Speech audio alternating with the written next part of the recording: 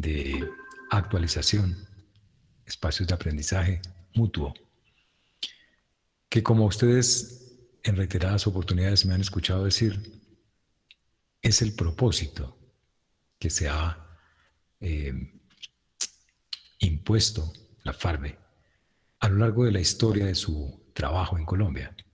Y es, además de desarrollar productos de calidad con altos estándares de fabricación, de investigación, de producción,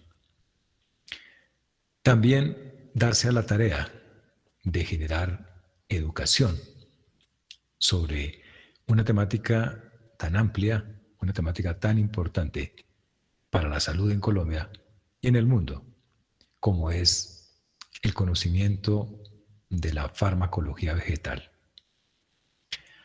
Aunado a este gran esfuerzo, la FARVE también ha querido desarrollar en los últimos años un trabajo de concienciación, un trabajo de aclaración de circunstancias o entidades que cada uno de ustedes y nosotros en este trabajo que estamos desarrollando con productos de obtención natural vivimos en el día a día. Es un trabajo que exige de nosotros, además de la gran responsabilidad que cada uno de ustedes tiene, también exige de la actualización, del conocimiento, del aprendizaje, del entendimiento de las cosas que nosotros día a día afrontamos, manejamos, y que para dar una buena respuesta a esa solicitud que nos hacen las personas que nos visitan, que nos solicitan, pues qué mejor que poder tener bases fundamentadas que nos den a nosotros la tranquilidad de que nuestra labor se está haciendo de la mejor manera.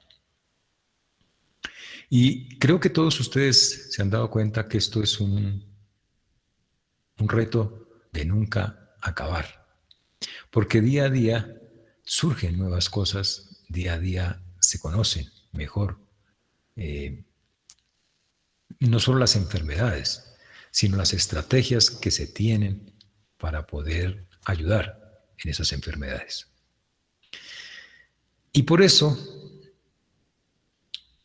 es que la FARVE, desde la universidad como entidad educativa, pues ha querido implementar un programa en el que ustedes sean los primeros beneficiados, ustedes sean las personas que puedan recibir de mano directa esa información que, como les digo, se vuelve una herramienta fundamental para poder ejercer el trabajo que nosotros hacemos de una manera pertinente.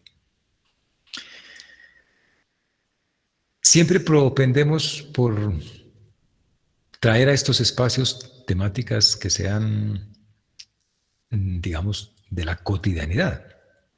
Por eso ustedes que han hecho el recorrido y que me han soportado a lo largo de estos años, siempre han escuchado temáticas que son comunes.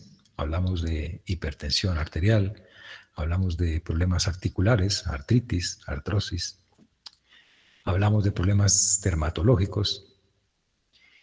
Y hoy, obviamente, no es la excepción.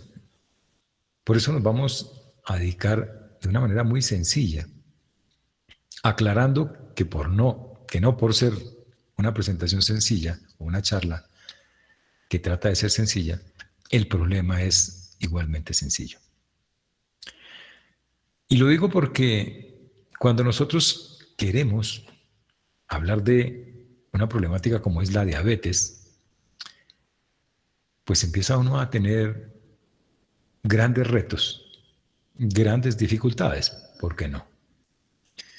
Pero asimismo, la información que desde una perspectiva académica, investigada, se tiene hoy en día hacen también que esta enfermedad haya modificado sus estrategias, sus enfoques, las propuestas que se llevan a cabo en el día a día, todo pensando en la optimización, en la mejora de la vida, en últimas, de cada persona que tiene este padecimiento. Hablar de diabetes a veces se convierte, lo decía esta mañana en otro conversatorio,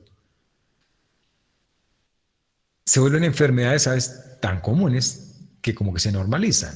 Y hablar de diabetes, pues es como hablar de algo que como que todo el mundo tiene, como que no es más sino tratar de comer menos azúcar y ya tiene uno solucionada la cuestión.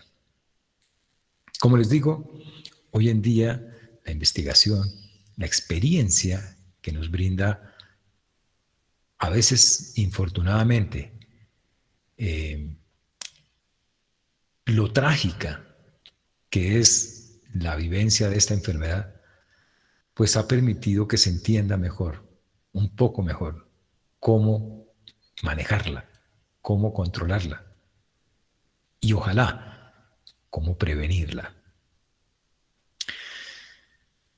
Entonces, vamos a intentar hacer un recorrido por todas estas fuentes del conocimiento que nos permiten a nosotros aterrizar puntos concretos que tal vez son los que quisiera que en la tarde de hoy cada uno de nosotros apropiara y ojalá pudiera hacer en vivo en su día a día. Y se van a dar cuenta que no solamente es pensando en el otro, en el que tiene diabetes, sino también es pensando en nosotros. Porque todo lo que vamos a hablar hoy se van a dar cuenta que nos aplica a todos nosotros. Entonces, sin más preámbulos, hablemos de las generalidades de lo que es la diabetes. La diabetes es una enfermedad que puede tener varias clasificaciones y de la que vamos a hablar hoy y de la que tal vez es la que nosotros tenemos más conocimiento es de la diabetes que llamamos a veces diabetes sacarina o diabetes mellitus. Es decir, es la que está asociada a problemas principalmente del control de los azúcares en el cuerpo. Y digo principalmente porque ya sabemos que la diabetes se acompaña también de dificultad para el control de las grasas. Y eso obviamente también puede repercutir en la dificultad de un adecuado uso de las proteínas. Es una enfermedad de eso que llamamos el metabolismo. Como vamos a hablar de la diabetes mellitus, es decir, la que llamamos sacarina, algunos hablan de diabetes dulce. Esta enfermedad tiene varios comportamientos. Vale la pena nombrarlos, no enfatizar en ellos, pero digamos que, grosso modo, la diabetes es una enfermedad que puede presentarse en cualquier época de la vida. Incluso puede presentarse durante el embarazo. Y por eso ustedes seguramente han escuchado hablar de la famosa diabetes gestacional, que es la que presentan las mamis cuando están embarazadas y la desencadenan como resultado de su embarazo. Aun cuando es una alteración, aun cuando es un cuadro de diabetes, de difícil control del azúcar, en principio es algo que debería desaparecer, revertirse, luego del periodo de gestación. Es decir, una vez pasa el embarazo, la mamá tiene su bebé, Posteriormente, lo ideal sería que la mamá volviera a tener cifras normales de su glicemia. Puede ocurrir que, por ejemplo, la mamá pueda desarrollar a mediano y largo plazo diabetes mellitus y que quede de por vida con con un problema como es la diabetes mellitus. Vale la pena, no me voy a demorar en esto, pero era por nombrarlo, que tengamos en cuenta algo. En el embarazo, pues obviamente, en toda época de la vida, el ser humano debe cuidarse muchísimo. Pero en el embarazo hay que tener una apropiada calidad de vida, estilo de vida. Y las mamás deben cuidarse muchísimo para evitar o por lo menos disminuir el riesgo de padecer una diabetes gestacional. No solo porque esos cuadros de diabetes pueden, como les digo, prolongarse de por vida, hacerse crónicos y convertir a la mami, que antes no lo era, la convierten en una persona diabética. Pero lo que es más o que complica un poco más esta circunstancia es que se sabe que los niños que son productos de la gestación de una mami que tuvo diabetes gestacional tienen un alto riesgo de desencadenar en la vida adulta diabetes mellitus. O sea que las dos cosas van como de la mano. Y de alguna forma eso podría prevenirse o por lo menos disminuirse ese riesgo. Entonces, si descartamos ya la diabetes, voy a poner una inicial, la diabetes gestacional, nos enfocamos ahora específicamente en lo que es la diabetes mellitus típica. Típica, digo yo, que nada es típico en medicina, pero de esa que nosotros escuchamos hablar con mayor frecuencia. Seguramente ustedes han escuchado, por ejemplo, que esa diabetes se clasifica como en dos grandes grupos. O sea, está la diabetes, que llaman algunos diabetes juvenil, y la otra, que es la diabetes tipo 2, la tipo 2. A la juvenil también la llaman tipo 1, aclarémoslo. Y tienen diferencias, sí. Básicamente, para tener una idea concreta, es que en la diabetes tipo 1, esa que llamamos juvenil, hay una alteración del páncreas. La glándula, ustedes saben, es la que se encarga de producir una hormona que se llama insulina. La insulina, entre otras cosas, tiene como función regular o controlar de forma adecuada los niveles de azúcar en el organismo. Ella es la que se encarga de administrar, entre otras cosas, el azúcar. Pero también se encarga de otras cosas, de las grasas, de las proteínas. Pero hablemos específicamente del azúcar. Para que nuestro azúcar, lo que consumimos nosotros, que se convierte en glucosa, que es el azúcar que usamos, para que esa glucosa sea bien utilizada, la insulina debe trabajar adecuadamente. La insulina la produce el páncreas. Así las cosas, cuando nosotros tenemos entonces el páncreas, pintémoslo aquí como una hojita, el páncreas, y el páncreas se encarga de producir insulina, la insulina irá, qué pena que va a ser algo que no es como lo acorde, pero por didáctica.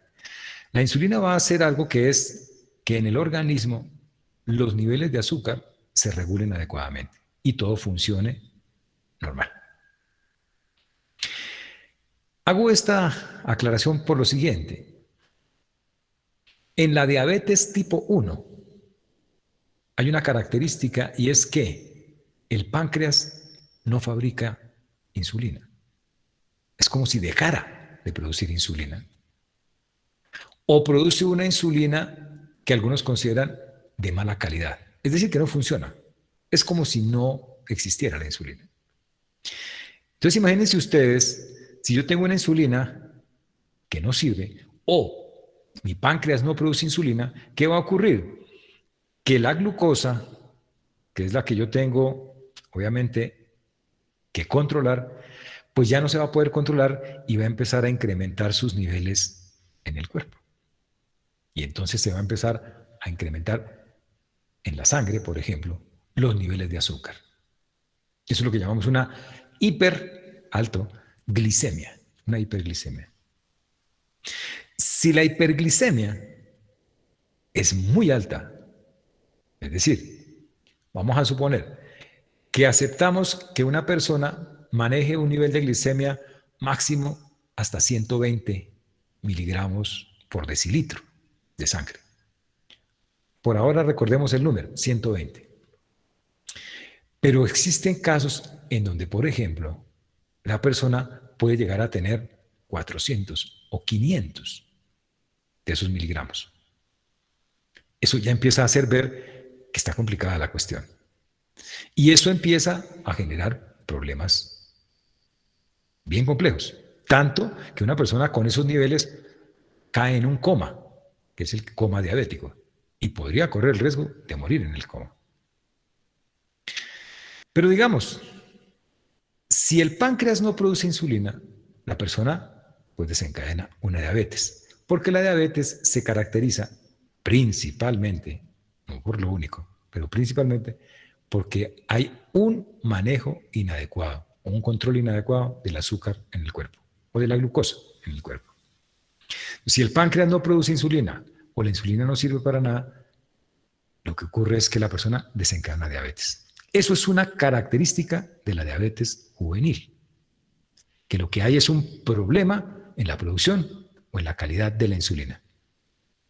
Y si se dan cuenta, ¿cómo le solucionamos el problema? Ya vamos un poquito más adelante. De la única forma es aplicándole insulina. Por eso a estos pacientes se les denomina insulino requirientes, insulino dependientes. Sí o sí, el paciente debe utilizar insulina, porque no tiene y su cuerpo necesita regular el azúcar. Esa es, digamos, una primera característica, o tal vez la más grande característica que tiene la diabetes juvenil. Ahora, yo les nombré a ustedes que existía una diabetes que denominamos tipo 2. Esa diabetes tipo 2 es la diabetes que se considera más común. Es la más común que tiene o que encontramos en la humanidad, la diabetes tipo 2. Porque es que mientras, vamos a suponer, de diabetes tipo 1 pueden existir, ¿qué les digo yo? Se dice que había, por ejemplo, más o menos 9 millones de personas, en el 2018 más o menos, existían 9 millones de personas en el mundo con diabetes tipo 1. 9 millones. Y uno piensa, altísimo, ¿cierto? Pero la diabetes tipo 2 es una enfermedad que es preocupante. ¿Y saben por qué? Porque es que de la diabetes tipo 2 se hace un cálculo más o menos hacia el 2017-18, que en el mundo existen más o menos 400 millones de personas con diabetes. ¿Se imagina usted lo que es eso? 400 millones. Por eso hablar de 9 millones, pues no es nada. Proporcionalmente hablando, la presencia de diabetes tipo 1 es mucho menor que la presencia de diabetes tipo 2. Imagínense, de 420 millones de personas que padecen diabetes en el mundo, solo 10 millones son diabetes tipo 1. El resto, 410 millones, padecen diabetes tipo 2. Características de la diabetes tipo 2. El páncreas funciona, se produce insulina, teóricamente de buena calidad, pero hay muchas circunstancias, muchas teorías, pero para concluir, Las células no responden a la insulina. A pesar de que se produce en el páncreas, a pesar de que es buena calidad, las células no hacen caso a la insulina. Entonces, ustedes han oído hablar que hay una resistencia a la insulina. Y hay una resistencia que obviamente va a llevar ¿a qué? A que los niveles de azúcar se alteren, se empiecen a elevar y hay que empezar un manejo. Una de las diferencias, que ya vemos que aquí el páncreas sirve, la insulina sirve, pero es que la célula no responde, eso ha permitido que se desarrollen medicamentos que actúan en la célula. Es decir, que no solamente, a ver si yo no enredo la cuestión, pero digamos, uno podría utilizar medicamentos que no son insulina para controlar la diabetes tipo 2. Porque esos medicamentos, para decirlo de una manera muy sencilla, lo que hacen es reactivar o devolverle la sensibilidad a la célula para que responda a la insulina. Por eso ustedes escuchan que las personas que tienen diabetes tipo 2 utilizan hipoglicemiantes orales. No siempre insulina. Y digo no siempre, ¿por qué? Porque habrá casos muy concretos, hoy en día sobre todo se sabe que son muy concretos, en los que el paciente, siendo tipo 2, puede necesitar insulina. ¿Para qué? Para sacarlo de una crisis de hiperglicemia. Y una vez se sale de la crisis y se tiene más controlado al paciente, se podría continuar el manejo con medicación oral o hipoglicemiantes orales. Entonces ya vamos viendo otra diferencia. Otra diferencia de la diabetes tipo 2. Como su nombre lo dice, no estamos hablando de diabetes juvenil, teóricamente no se presenta desde edades tempranas, sino que se presenta en personas adultas, comillas, y abro las comillas y ahorita les digo por qué, pero personas adultas que tienen una característica: malos estilos de vida, sobrepeso. Son dos características que están siendo los factores de mayor responsabilidad para generar diabetes tipo 2. Eso ya concluye una nueva diferencia con respecto a la diabetes tipo 1. La diabetes tipo 1 a veces no la podemos, digamos, controlar, prevenir, porque a veces es un problema genético, es un problema autoinmune y es difícil uno controlar el daño del páncreas. Pero la diabetes tipo 2 es un problema prevenible. 9 de 10 pacientes con diabetes pudieron haber evitado la enfermedad. ¿Se imaginan lo que es eso? 9 de 10 pacientes. El 90% de los pacientes, es decir, de los 420 millones de personas, pónganse a pensar ustedes que por lo menos casi 400 millones pudieron en este momento no estar enfermos de diabetes. Eso es triste, no solamente para nosotros en el área de la salud, sino es triste para cada uno de los padecientes. Los pacientes empiezan a tener un problema que se vuelve, comillas, complejo y que exige de mucha corresponsabilidad. Entonces, es un panorama bastante preocupante. No quiero generar, como también lo decía esta mañana, un panorama lúgubre, medio depresivo, como medio poco amigable, pero tenemos que ser objetivos con el problema que tenemos. Como les digo, pensar que en el mundo existen 400 millones de personas con diabetes es algo que preocupa. Sobre todo porque la diabetes es una enfermedad que sin control puede generar la muerte de la persona. O sea, es una enfermedad que lleva a la muerte. Hay que tenerlo claro. Y digamos, ese pronóstico tan terrible se da ¿por qué?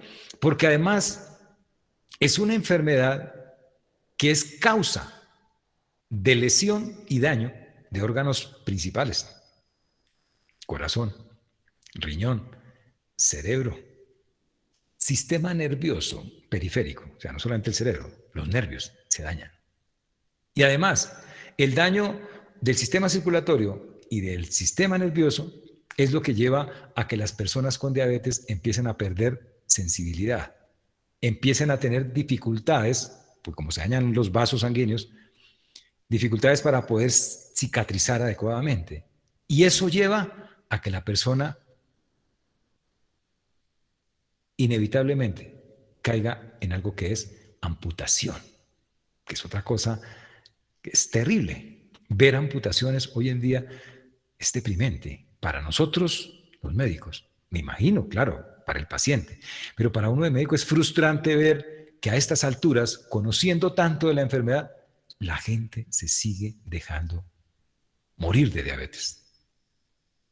La diabetes es una enfermedad compleja, por supuesto, pero con un manejo adecuado, con un compromiso tanto de las entidades de salud como obviamente del paciente, se puede formar un gran equipo en el que la vida de un ser humano con diabetes se le vuelve mejor en cuanto a calidad y en cuanto a cantidad.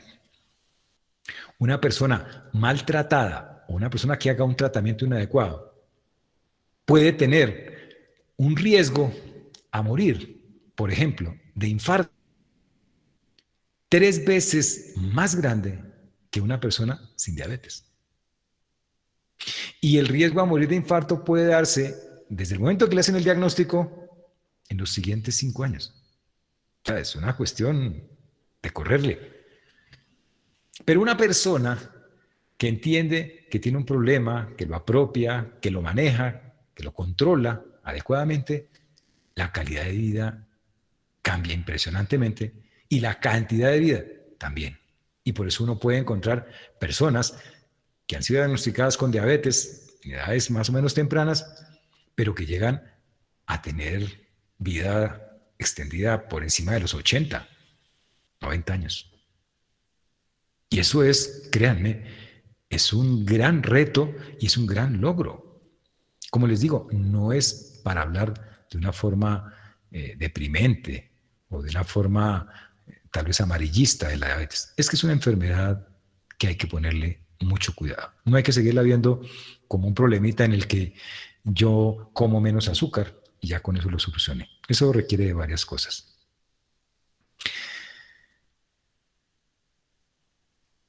Así las cosas, cuando uno entonces está tratando de indagar o de ayudar a una persona a quien le han comentado que tiene diabetes, uno debe pensar en todo este panorama, en todo. Aquí viene algo que, reitero, de pronto suena demasiado lúgubre lo que estoy hablando esta tarde, pero es parte de la responsabilidad que tenemos. Ustedes pueden creer que los malos hábitos alimenticios que todos nosotros tenemos, que son los que están llevando a la postre a que padezcamos cada día más problemas metabólicos, dentro de ellos la diabetes, ya no se está dando por eso que la diabetes tipo 2, que yo les había dicho que se daba era en la persona adulta, en la persona que tiene, digámoslo de alguna manera, dificultad para aceptar la insulina, pues imagínense que ya se han reportado casos en niños, desde la edad infantil, de diabetes tipo 2, que eso es todavía más preocupante. O sea, que los niños ya estén sufriendo de problemas que pueden ser evitables. Por eso ustedes escuchan, y lo voy a decir con un respeto grandísimo, porque no solamente debería ser así, pero por eso ustedes escuchan que hay estrategias gubernamentales en las que se propone ponerle impuestos a las bebidas azucaradas, porque se pretende que se disminuya el consumo de esas bebidas para evitar que el individuo consuma altos niveles de azúcar y además incremente su masa corporal, es decir, que tienda a sufrir de sobrepeso, porque acuérdense, el sobrepeso es un disparador de la diabetes tipo 2. Entonces, la nutrición es importante, claro, pero tenemos que vivirla como parte de nuestra realidad, no como exigencia que si no nos ponen impuestos comemos mal, porque es que esa es la testarudez del ser humano. A nosotros, si no nos ponen multas, si no nos echan a la cárcel, no hacemos nada por nuestra salud. Yo siempre traigo a colación lo que todos hemos vivido con esto de la pandemia. ¿No ve que hubo necesidad de armar un artículo, poner una ley y decir, persona que salga cuando estamos en contingencia, se va para la cárcel? Persona que no lleve el tapabocas, le ponen una multa.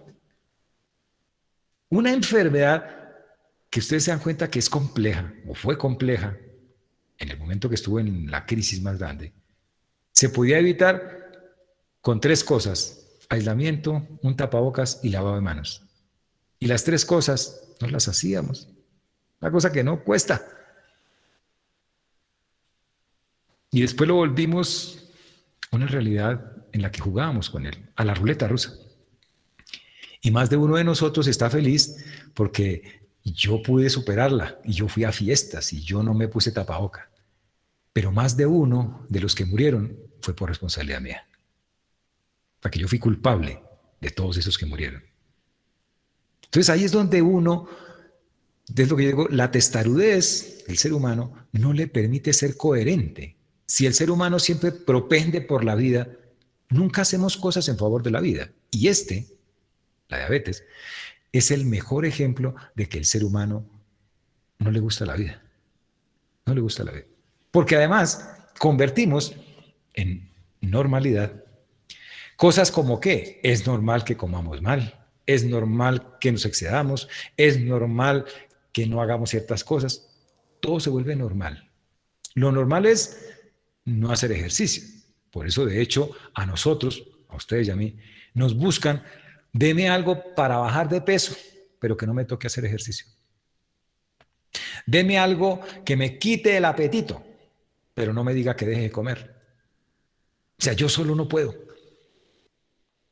Y vendemos cosas que a veces son las que se encargan de reforzar en nuestro cerebro que sí, que definitivamente no podemos. Y por eso entonces vendemos que el Reduct Fat, que el no sé cantidad de cosas que no sirven para nada, pero que a la gente le hacemos creer que son un productazo. Uno puede comer como un marranito y se aplica un gel y se le marcaron las chocolatinas, se adelgazó, perdió 50 kilos y se mantiene uno con cuerpo de reina. Y eso no es cierto. En la diabetes, y todo esto lo digo es porque tiene que ver con la diabetes, pues digamos que el panorama depende muchísimo de lo que nosotros hagamos.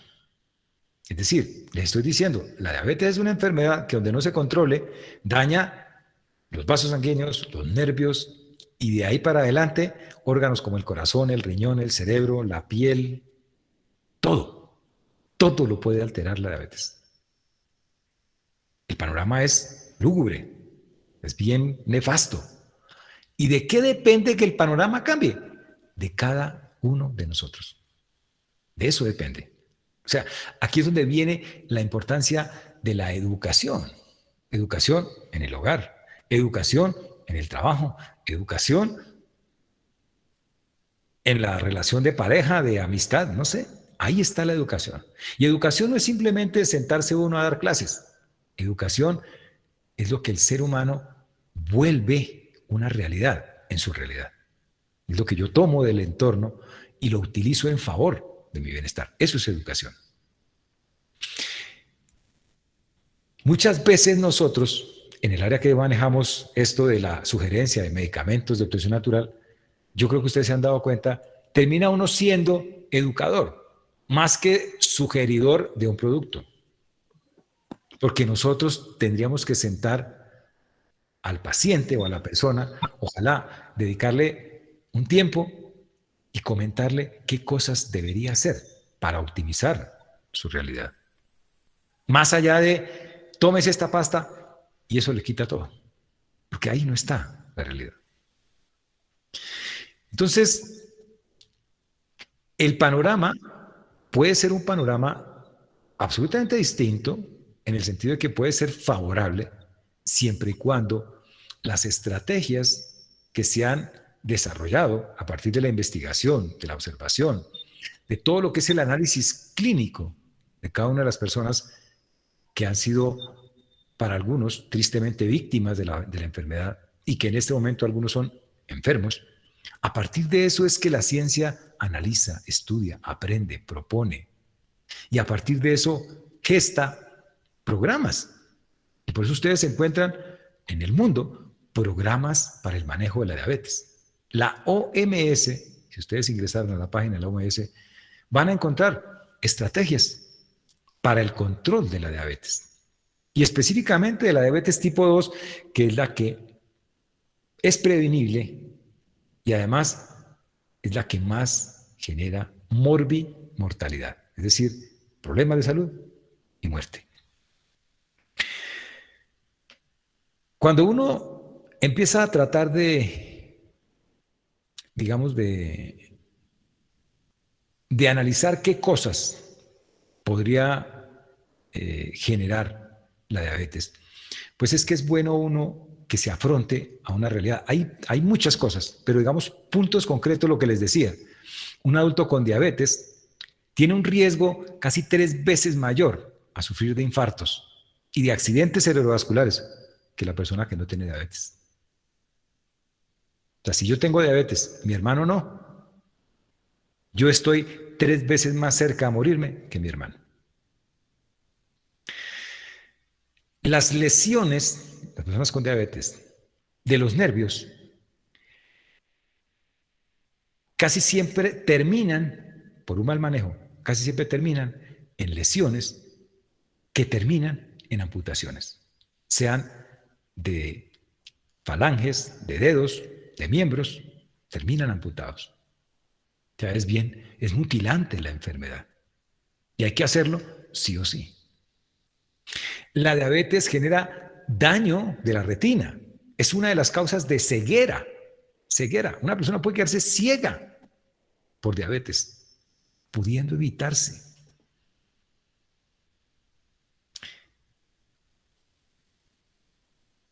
Y además puede generar daños del riñón. A veces, ¿saben qué es lo curioso? Que a veces nosotros le echamos la culpa a los medicamentos. Entonces, no tome ese medicamento porque ese medicamento me hace perder la vista. Yo tenía a alguien, un amigo, y él se quedó sin visión por tomar el medicamento. Y nunca se dice que no es por el medicamento, sino porque no se trató adecuadamente la diabetes. Seguro que ustedes dentro de los medicamentos que utilizan, por ejemplo, balsamina, muchos dicen, no tome balsamina porque es que la balsamina, eso del amargo, eso es amargo y eso daña los ojos. Eso es mentira. Es mentira. Y alguien le dice a uno, pero es que yo tuve a una persona que tomaba balsamina y paulatinamente se fue quedando ciega. ¿Y saben por qué? Porque tomaba balsamina, pero no controlaba la diabetes. Esa es la otra creencia, que mientras nosotros tomemos plantas o comamos plantas o hagamos no sé qué cosas, ya nos curamos de la diabetes y nos olvidamos del problema. Una persona que consume medicamentos de obtención natural dice que no debería o no tendría para qué hacerse exámenes de control. Cuando eso es necesario, sí o sí. Miren, existen maneras de diagnosticar un problema como la diabetes. Tristemente, casi siempre el diagnóstico se hace cuando el paciente tiene un síntoma. Y el problema es que cuando el paciente tiene un síntoma, ya la enfermedad ha avanzado años. Y revertir ese daño es poco probable. Poco probable. Es decir, poder establecer el diagnóstico de una persona que empieza hoy a hacer diabetes y lo diagnostiqué mañana, eso es imposible. Porque no tenemos estilos de medicina preventiva. Y porque no enseñamos a nuestra población a que viva trabajando en la prevención. En la prevención. Si nuestro estilo médico, si nuestro estilo de salud fuera de prevención, habría menos mortalidad y la calidad de vida de nuestra sociedad sería radicalmente distinta. Por eso es que, pues, y no solamente aquí en Colombia, eso fue casi que del mundo. Bueno, algunos países no lo hicieron así, pero en un alto porcentaje de países, reitero otra vez hablando de COVID, se dieron cuenta que aquí el control de la enfermedad lo hacíamos con unidades de cuidado intensivo ocupadas. Eso era lo que nos decía si estábamos bien o mal en la enfermedad. Es absurdo. Es decir, tenemos que ya ver a puertas de la muerte a la gente para poder prevenir la enfermedad. Si no habían 900 personas en una cama de cuidado intensivo, no hacíamos cosas para prevenir la enfermedad. Es absurdo. Pudiendo haber hecho prevención antes de que esas 900 hubieran llegado a la unidad de cuidado intensivo. Pasa igual con la diabetes. No deberíamos esperar a que la persona llegue con un trastorno circulatorio o porque está viendo mal o porque tiene un problema de hipertensión que es secundario a una falla renal derivada de una diabetes. No debería pasar. Pero es que a nosotros no nos han enseñado que nosotros deberíamos tener un control. Sí o sí. Les compartí esta mañana a las personas con las que estuve, les decía, uno debería hacerse un chequeo, que llamamos un chequeo, para conocer cómo está uno. Pero ese chequeo no solamente debería ser vísperas de que me voy a ir de vacaciones para ver si en la Navidad voy a estar bien. No.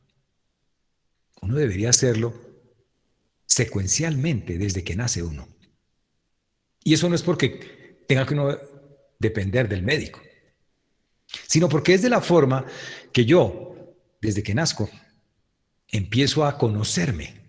Yo, cómo es mi realidad, cómo son mis niveles de azúcar en sangre, cómo son mis lípidos, cómo es mi función renal, cómo es mi frecuencia respiratoria, mi frecuencia cardíaca, cómo es mi tensión arterial.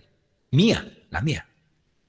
Y yo llevo una historia para que cuando yo llegue a los 25 años les diga, mire, esto ha sido mi recorrido, mire, así son mis tensiones arteriales, así son mis glicemias, así son.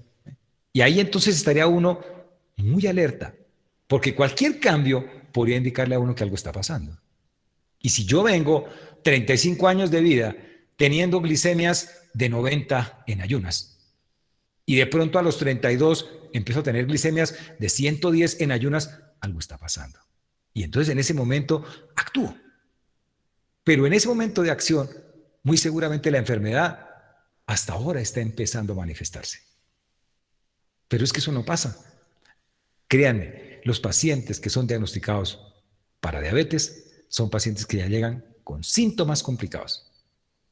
Porque tienen mala circulación, porque tienen necrosis o daño de una falange, de un dedo, se les pone negro, porque es que me golpeé, me hice una herida y no me sana la herida.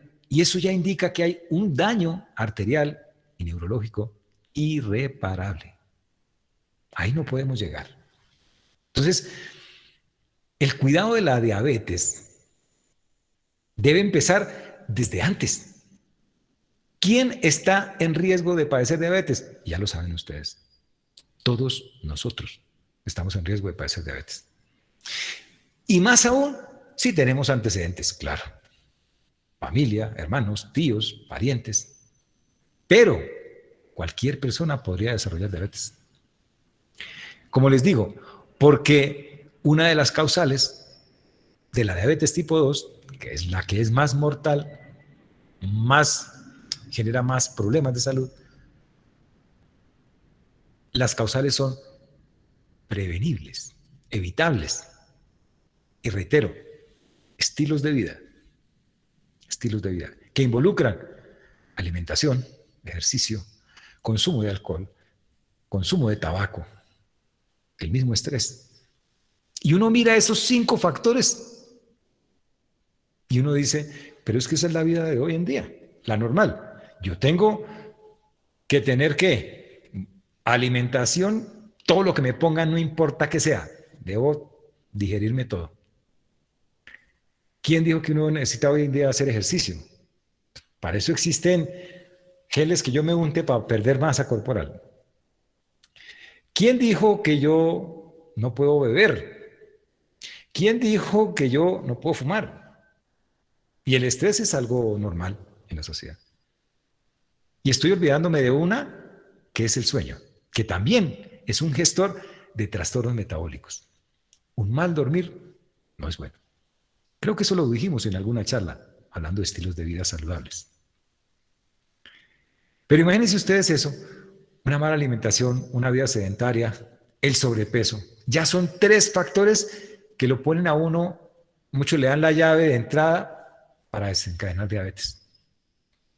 Por eso les digo, se podría evitar, se podría prevenir. Lo único que hay que hacer es que actuemos, que pensemos cómo podríamos actuar.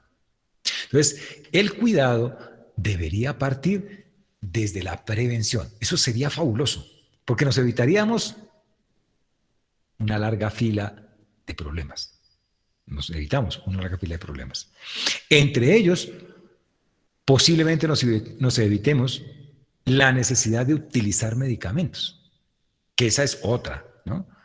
Que a veces cuando uno habla de medicamentos, todo el mundo rechaza los medicamentos. Pero digamos que vamos por partes.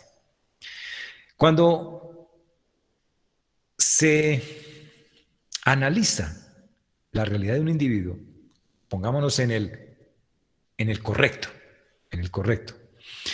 El peldaño correcto es que aquí tiene que existir un ser humano que tiene que ser coherente con lo que es y con lo que hace.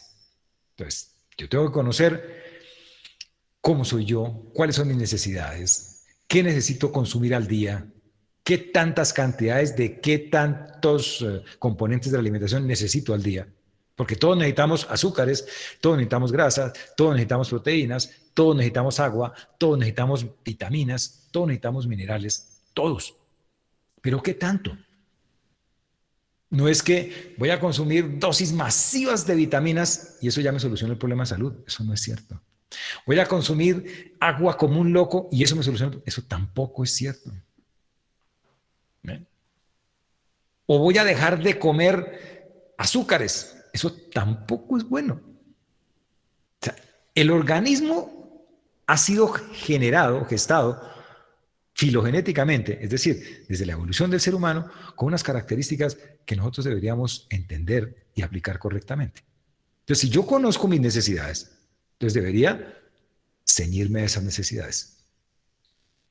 Tengo que tener actividad física sí o sí. La actividad física es fundamental para todo.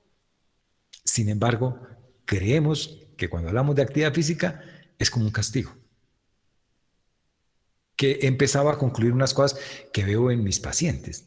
Cuando yo hablo con ellos, yo siento que ellos se sienten que cuando uno les dice, bueno, estás en un riesgo a padecer diabetes, hay que empezar a hacer ejercicio. Entonces, como diciéndole, el paciente dice, usted me está castigando, ¿cierto? O sea, porque como me comí eso de más, porque como que como mucho dulce, porque como que no hago caso para hacer dieta, usted me está castigando. O sea, me pone a hacer ejercicio, es un castigo. O dígale a alguien que tiene que modificar lo que come y verá que es otro castigo.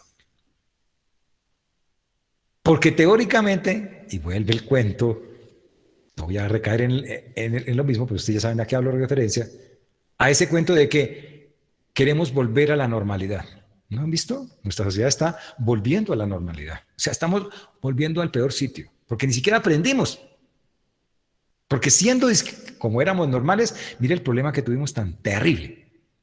Y añoramos volver a ese punto. Yo sí quiero volver a la normalidad. Y cuando ya hacemos de todo eso, somos normales. En la alimentación pasa igual. Entonces la persona le dice a uno le dice, mire, hay que empezar a tener medición en la proporción de azúcares que va a comer al día. Entonces, si antes se comía, esto es un ejemplo, si se comía 50 gramos de azúcar, va a empezar a comerse 25. Y después de que uno les arma un programa de alimentación, lo segundo que le dicen los pacientes a uno es, ¿y cuándo puedo volver a comer bien? Imagínense, ¿cuándo puedo volver a comer bien? Como si uno se estuviera sometiendo a que comieran mal. Cuando lo que se propone es que coman adecuadamente. La alimentación es fundamental. Entonces, la prevención debe entonces intervenirse en los estilos de vida. ¿Para qué? Para que manejando una alimentación adecuada se pueda tener un peso corporal adecuado. Eso es importante. O sea, una persona debe conocer cuáles son sus características morfológicas y a partir de eso, que eso obviamente se hace en una cita, en un chequeo médico, y uno sabe esta persona morfológicamente cuál sería su masa corporal para que estuviera muy bien. Una vez consigue ese peso, mantenerse en él. Mantenerse en él. Porque es que a veces nosotros conseguimos el peso que queremos para salir a vacaciones de Semana Santa. Porque es que como me pongo yo una tanguita si no estoy en el peso que debo tener. Y por eso la gente corre a no comer, a hacer ciclovías 7 veces a la semana. Y una vez pasa la Semana Santa, como ya ahorita toca esperar hasta San Pedro, tenemos 2 meses de gabela para comer bien, para volver a comer normal. Y ese juego de subir y bajar, es otro desencadenante de alterar el metabolismo y de llevar, por ejemplo, al padecimiento de diabetes. Entonces, una vez uno está en el, digamos, en la masa corporal, en el peso que uno es morfológicamente adecuado, debería uno mantenerse siempre, siempre. Si uno nota que empezó a ganar peso corporal y no a expensas del músculo, sino que de pronto estoy como llenándome de grasita, hay que cuestionarse si es que mi alimentación no está siendo la adecuada o mi actividad física no está siendo la adecuada o el sueño no está siendo adecuado. Y esas 3 variables hay que empezar a manejarlas. Lo bonito, considero yo, de esto es que cada persona debería conocer su realidad porque cada persona puede ajustar lo que necesita desde un punto de vista coherente y obviamente derivado de la investigación, que yo diga, aquí lo que tengo que ajustar en mi dieta es esto, tengo que ajustar en mi ejercicio es esto, y mi sueño debe mejorar. Porque dicho sea de paso, uno puede hacer ejercicio, uno puede hacer dieta y no perder peso. Todo porque no duerme adecuadamente. El sueño es importante para que eso se pueda gestar. O sea, que dormir es necesario. Consumo de tabaco, 0. Pero, como les decía, que esto no se vuelva solamente una propuesta para el que puede sufrir diabetes o el que está sufriendo diabetes. Esto debería ser para todos nosotros. Porque acuérdense, todos estamos en riesgo de. Pero esto que les estoy diciendo aplica tanto para los que no tienen una diabetes desarrollada como para los que tienen diabetes. Sí o sí, deben hacerlo siempre. Una persona con diabetes sí que más. Debe controlar su peso, debe tener actividad física y es un ejercicio físico que debe ser formulado. O sea, no es simplemente que, no, es que como que yo soy diabético y me voy a poner a hacer ejercicio. ¿Qué ejercicio? No sé, yo voy a hacer ejercicio. Salgo al parque, brinco, me paro de cabeza. No.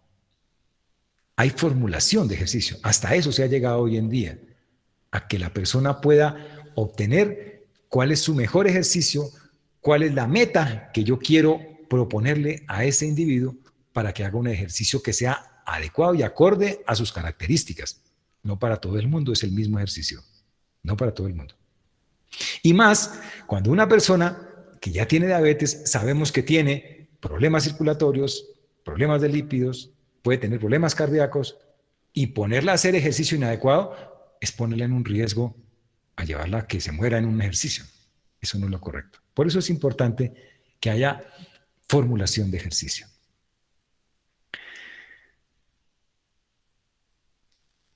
El cuento obviamente de la alimentación saludable, idealmente moderando muchísimo el consumo de azúcares, idealmente también moderando el consumo de cierto tipo de grasas, sobre todo las que consideramos o llamamos saturadas. Pero digo moderando porque a veces resulta casi que imposible evitar el consumo de grasas saturadas. Si yo consumo carne, en la carne, así sea la carne más flaca, tiene grasa, obviamente que tiene grasa. Y esa grasa que consumo es grasa saturada. Ahora, que yo no estoy consumiendo en alta proporción, que lo que yo estoy es tratando de controlar el consumo de esa grasa. Eso es lo correcto. Por eso les digo, hay que controlar. Lo mismo del azúcar. Azúcar hay en todo. Azúcar hay en la carne. No podemos pensar que es que la carne no tiene azúcar. Claro que sí, pero la proporción que tiene es mucho menor que la que yo puedo tener o que me puedo aportar cuando consumo un pan, por ejemplo, porque la proporción de azúcar es mucho mayor en el pan que en la carne. Entonces, lo que hay que empezar a aprender es que la nutrición debe ser, como lo dicen algunos, balanceada. Balanceada. ¿Para qué? Para que los aportes, tanto de azúcares, lípidos, proteínas, vitaminas, minerales y agua incluso, sea la correcta para cada individuo. Entonces, aquí empezamos a hablar de que el manejo debe ser como muy personalizado. Entonces, uno debe cuidar mucho su alimentación. Propender porque pudiera yo saber cuál es el ejercicio que me corresponde hacer. Como les digo, sí o sí, evitar el consumo de tabaco. Eso hay que evitarlo. Evitar el excesivo consumo de alcohol, cosa que también es difícil desarraigarlo de la cultura nuestra, porque aquí quien quiere tomar tiene que ser hasta que se caiga, porque si no, entonces no vale la pena tomar. Tenemos también, como les decía, que tener un sueño adecuado. Y a partir de estas normas, que se deberían volver como la normalidad, ahora sí, la normalidad de un ser humano, seguramente que todo eso va a repercutir en cosas como ¿qué? En que si yo tenía un riesgo de sufrir diabetes, puedo, uno, evitarla y como mínimo, retardar la aparición. Retardar. Que una cosa es que a mí me dé diabetes a los 30 años y otra cosa que a mí me dé diabetes a los 70. No porque no valga la pena la persona de 70 años. Ojo, aclaro, no. Sino que digo que la de 70 años con diabetes va a tener una cantidad de vida que se le va a reducir. Que de pronto no va a llegar a los 90, sino va a llegar a los 80. No pudo vivir 20 años más, sino vivió 10 nomás. Pero una persona que empieza a tener diabetes desde los 25, de los 30 años, significa que su daño a los 50 va a ser un daño que ya empieza a darle problemas a la persona a los 50 años. Cuando normalmente podría a los 50 estar absolutamente bien. Pues por eso entre más temprano se desarrolle un problema de diabetes, pues es un poco más complicado. Pues hay que tratar de evitarlo o por lo menos aplazarlo que aparezca. Eso se puede, prevenir que aparezca.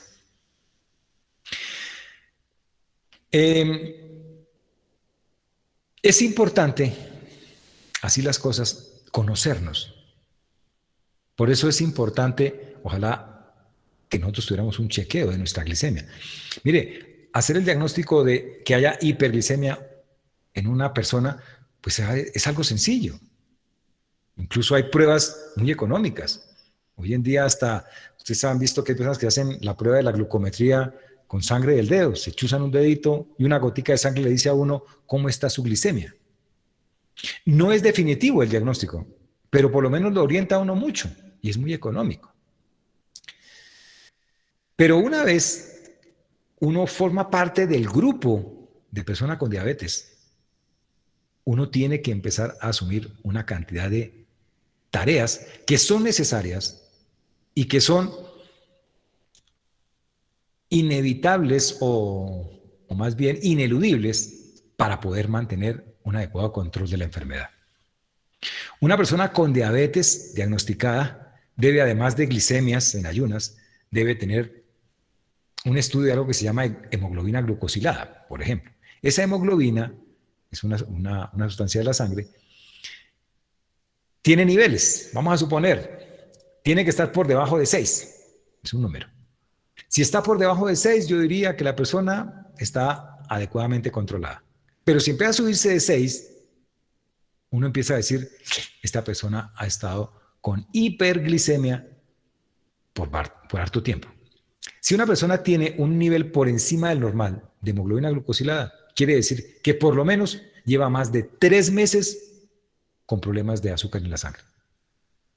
Por eso cuando uno empieza un tratamiento, uno mide la glucosilada y tiene un punto de partida. Empieza el tratamiento y la idea es que después de 3 o 6 meses de tratamiento, cuando yo vuelva a tomar la glucosilada ya esté dentro de lo normal. Si la glucosilada sigue alta, quiere decir que el tratamiento no está sirviendo y hay que ajustarlo. Por eso les digo que uno no puede, porque sí, a una persona que venga con diabetes y le dice a uno, que son frecuentes, yo sé que son muchísimas, nos llegan a nosotros y nos dicen, ay, es que yo estoy cansado de tomar medicamentos químicos, a mí deme un producto natural. Y uno a veces comete la brutalidad y la irresponsabilidad de decirle al paciente, suspenda esto y empieza a tomar esto. Y el paciente se va feliz porque entonces ya no estoy tomando glibenclamida, sino estoy tomando balsamina. Y el paciente se lleva como la idea de que ya con la balsamina ya no necesita nada más. No se vuelve a controlar el azúcar, no sabemos cómo está el control con la balsamina, y ese paciente es el que progresivamente se va enfermando silenciosamente. Y después le echan la culpa a la balsamina. Ahí es donde no podemos caer. Entonces, el primer peldaño es el estilo de vida saludable. Si el estilo de vida saludable no logra controlar adecuadamente esos desajustes de la glicemia, yo tengo que entrar entonces con la medicación. Y hay muchos medicamentos. Para el tipo 2 específicamente, acuérdense, tenemos medicamentos de consumo oral y esos medicamentos se van a administrar de acuerdo a la respuesta. Si la persona responde es que tenga un adecuado control de la glicemia, unas glucosiladas adecuadas, se va a mantener con ese medicamento. Y cada cierto tiempo, cada 6 meses como mínimo, la persona va a tener que tener un chequeo de su riñón, un chequeo de su glicemia, su presión sanguínea debe estar controlándose, cómo está la función renal, etc. Todo ese tipo de cosas hay que hacerlo con regularidad, porque eso muestra mucho de que también estoy controlando la diabetes. Hay momentos en donde cuando la diabetes se vuelve complicada de manejar, que no sirve la dieta, que no sirven los hipoglicemiantes orales, hay pacientes que van a requerir entonces de medicamentos inyectados. Esos medicamentos inyectados son necesarios de administrar porque son los que han mostrado tener mayor potencia y mejor control en esas crisis de descompensación para llevar al paciente a un buen lugar, a un buen término. Pero, para no hablar, porque aquí no se trata de hablar de fármacos de síntesis o de obtención natural, estamos hablando de los cuidados. Lo que es importante es que el paciente tendrá que entender que si requiere de medicación, esa es la mejor opción para cuidarse su diabetes. Sí o sí. Es decir, que además de todo lo que debe hacer siempre, que son los estilos de vida saludables, si se le sugiere un medicamento, esa es la mejor opción, la oportunidad más bonita que tiene para hacer un manejo adecuado, correcto, pertinente, lógico de su enfermedad. No le miremos el feo a los medicamentos, no le armemos mala propaganda al medicamento, no digamos que es que si usted toma ese medicamento después se va a volver adicto al medicamento y que después eso lo va a enfermar peor. Eso no es cierto. Como les digo, la fortuna que tenemos es que por ser una enfermedad tan masificada en el mundo, se ha estudiado en todo el mundo, se conoce muy bien. Y hoy en día los programas para el manejo de diabetes son absolutamente pensados en cada ser humano. ¿Y pensados en qué? En el bienestar, en propender porque el paciente tenga calidad y cantidad de vida. Como se dan cuenta, la diabetes es una enfermedad compleja que requiere de mucho cuidado, pero en ese cuidado yo lo que digo es que lo que tiene que haber es amor propio. Es una cuestión que tenemos que tener todos nosotros. Y ojalá que no fuera solamente para cuando estemos enfermos, sino ya, desde ya, ustedes que son sanos, que gozan de buena salud, presérvenla, cuídenla, protéjanla, denle a su realidad cosas que le den buena salud. Tenemos todas las herramientas, todos los estudios, todas las investigaciones que muestran qué hacer para mantener una vida sana. Y de esa manera podemos evitar enfermedades tan complicadas, tan mortales y tan frecuentes como esta de la que hemos hablado esta tarde, que es la diabetes tipo 2 principalmente. Bueno, discúlpeme los 4 minutos que cogí de más de su tiempo. Les agradezco nuevamente su asistencia, su atención y siempre invitándolos a que no solamente aprendamos como un concepto, sino que ojalá podamos de todo esto utilizar para nuestra vida. Porque cuando nosotros lo aplicamos en nuestra vida, es cuando nosotros podemos enseñar, con ejemplo, a los demás. Un placer haber estado con todos ustedes. Tengan una feliz tarde, un resto de semana absolutamente maravilloso y productivo, y síganse cuidando en favor de su salud. Una feliz tarde a todos.